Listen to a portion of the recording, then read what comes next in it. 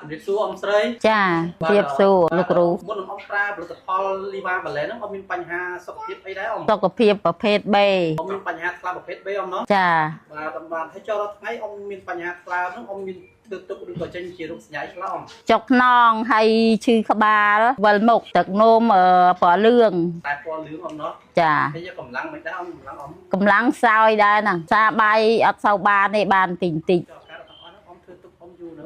ធ្វើទុកយូរដែរហើយតែបានលេបអាថ្នាំហ្នឹងបានអន់បាទហើយចុះអ៊ំប្រើបានប្រហែលថ្ងៃអ៊ំចាប់តាមធូរអ៊ំប្រើបានមួយអាទិត្យបានធូរស្បើយក្នុងខ្លួនធូរស្រាលហូបបាយបានសម្រាមលក់ស្រួលសុខភាពខ្ញុំដើរល្អត្រឹមត្រូវធូរប្រហែលជាបានប្រហែល100ដែរអ៊ំធូរស្រាលមែនតើហ្នឹងបានដើរមានកម្លាំងព្រឹសហ្មងបងប្អូនណាដែលឈឺរោគអាការរោគថ្លើមក្នុងខ្លួនមានប្រភេទ B នេះបងប្អូនជួយប្រើឈុត Viva Roland ដូចខ្ញុំប្រើឈុតបានជាសះស្បើយខ្ញុំប្រើពិតជាពិត